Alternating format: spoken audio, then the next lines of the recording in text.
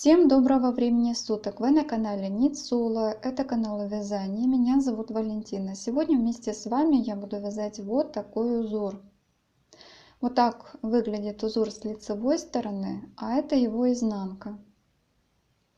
Данный узор вяжется тунисским крючком. Тунисский крючок длиннее, чем обычный крючок для вязания. В моем случае мой крючок выглядит следующим образом. В предыдущих двух видео я показывала вам еще два узора тунисским крючком, и среди них самый первый ролик был про тунисский столбик. Это самый простой узор тунисским крючком, его еще называют простая плетенка.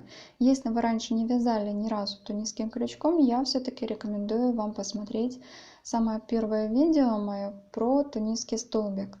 Я думаю, после этого вы с легкостью сможете справиться и с этим узором. Для образца сначала наберем цепочку из воздушных петель, произвольное количество.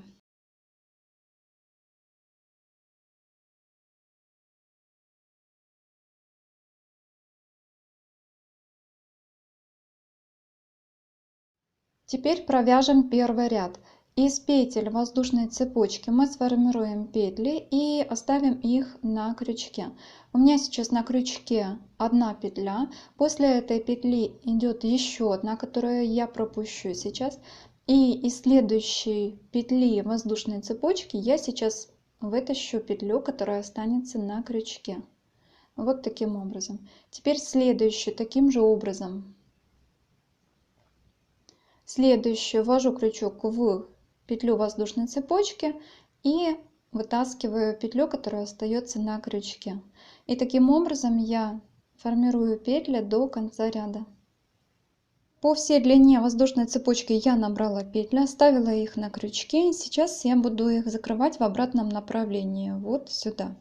Значит, сейчас из последней петли, для того чтобы не было скоса полотна, как обычно я вам показывала в тунисском вязании, я провяжу еще одну петлю. Вот эта петля была провязана из последней петли воздушной цепочки, и сейчас через эту петлю я протяну еще одну петлю, вот так, и оставлю ее на крючке. Сейчас я буду закрывать по 2 петли в начало ряда, вот сюда. Я набрасываю рабочую нить на крючок и протаскиваю ее через 2 петли, которые рядышком на крючке. Набрасываю рабочую нить на крючок и протаскиваю ее через 2 петли, которые первые рядышком на крючке. И таким образом я вяжу до конца ряда. Я провязала первый ряд, и сейчас я буду вязать следующий ряд, который будет начинать формировать сам узор. Крючок я буду вводить не как предыдущие разы под вертикально вот эти тунисские столбики, а крючок я буду вводить под косичку. Вот косичка между столбиками, вот косичка между столбиками, вот косичка между столбиками и так далее. Сейчас первую петлю я сформирую из-под этой косички, которая вот сразу идет после этой петли.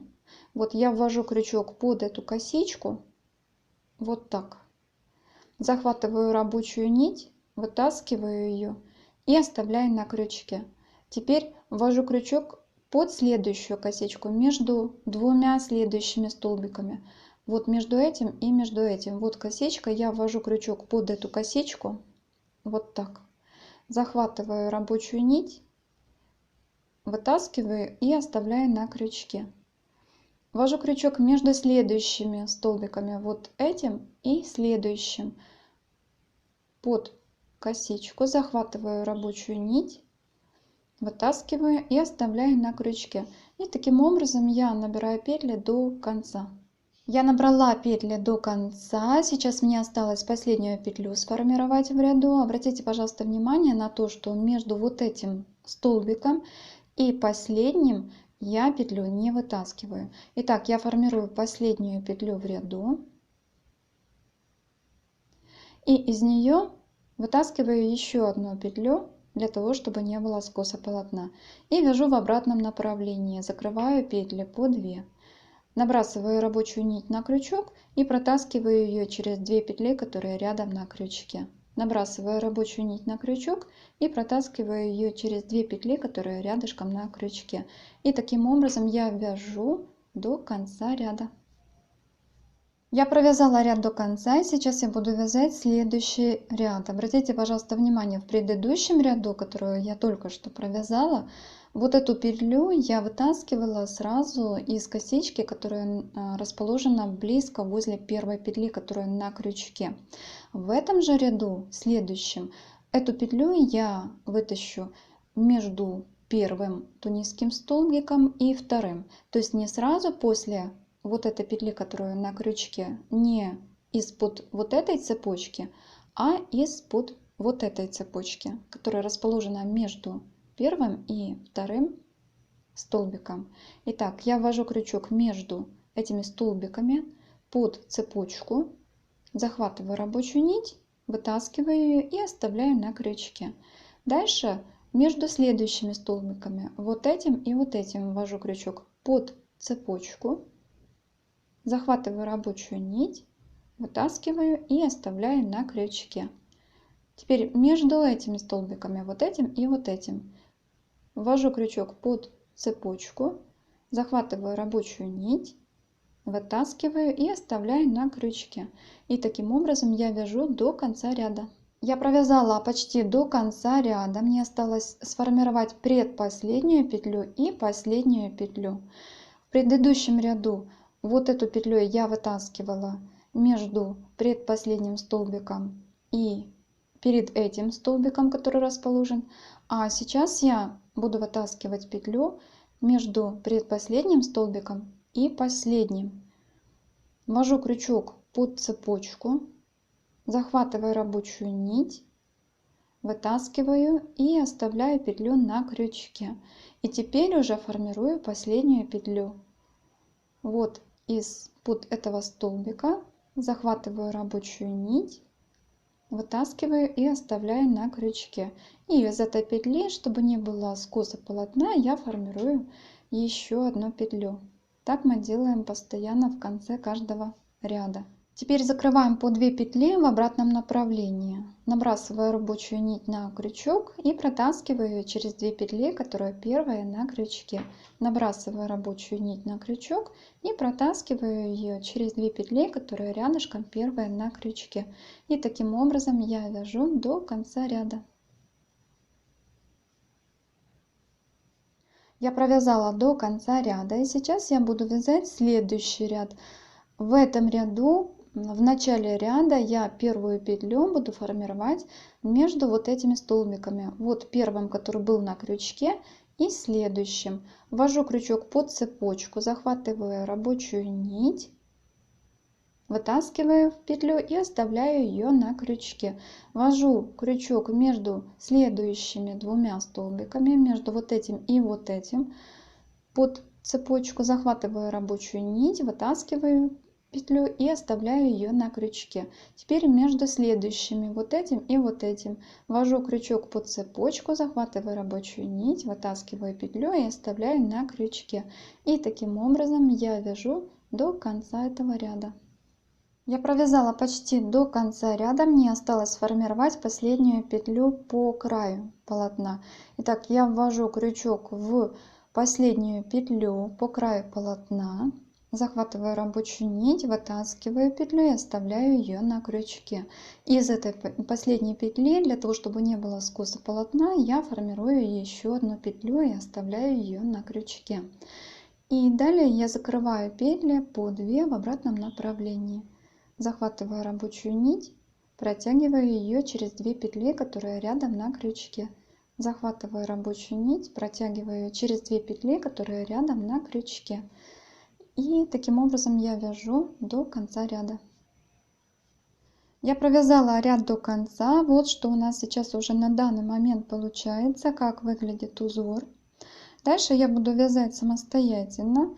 Провяжу несколько сантиметров в высоту для того, чтобы вы могли увидеть полноценный образец и посмотреть, как выглядит сам узор. Но перед этим давайте еще раз посмотрим, как формируется 2 ряда раппорта. Для того, чтобы было более понятно, давайте попробуем нарисовать еще схему. Вот первая петля, которая идет на крючке. Вот вторая петля, второй столбик. Третий столбик в ряду, четвертый столбик, пятый, и так далее. К примеру, вот здесь находится у нас последняя петля, которая формирует кромку. В следующем ряду, это первый был ряд, мы провязали сюда, закрыли обратно, теперь второй ряд.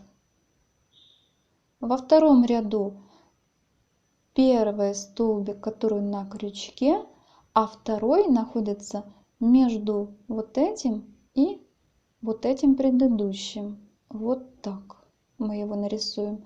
Следующий вот здесь, следующий вот здесь. Дальше вот сюда мы поставим столбик, сюда и сюда. И последний кромочный. Следующий третий ряд. Первый, который на крючке. Дальше второй мы располагаем вот здесь. Третий вот здесь. И дальше между вот этими двумя. Между вот этими двумя. И между кромочным и предпоследним. Четвертый столбик, который на крючке, и сразу располагаем следующий столбик. Здесь третий столбик, четвертый, пятый и так далее. И кромочный. Смотрите, вот через ряд, вот предыдущий ряд, второй, и в четвертом ряду вот этот столбик расположен сразу над этим столбиком, который в втором ряду. Вот этот над этим, который во втором ряду. Вот этот над этим, который во втором ряду. Ну и здесь, соответственно, то же самое в третьем ряду. Вот этот столбик над тем, который в первом ряду. Этот столбик над тем, который, опять же таки, в первом ряду. То есть чередуем места. Это нужно для того, чтобы не менялось количество столбиков и опять же таки не было скоса полотна. Потому как если мы здесь вот здесь добавим еще один столбик, количество петель увеличится и соответственно уже пойдет скос в эту сторону. А таким образом мы балансируем количество петель. То есть в первом ряду здесь 1, 2, 3, 4, 5, 6. Во втором ряду 1, 2, 3, 4, 5, 6 между кромочными. В третьем ряду тоже 6. В четвертом ряду тоже 6. И таким образом будем дальше вязать полотно.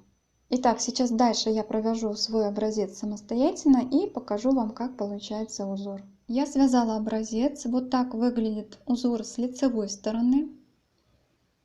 Вот так с изнаночной. На мой взгляд, такой узор хорошо подойдет для различных чехлов, для наволочек, для подушек и так далее. А на сегодня у меня все. Я желаю вам всем всего хорошего.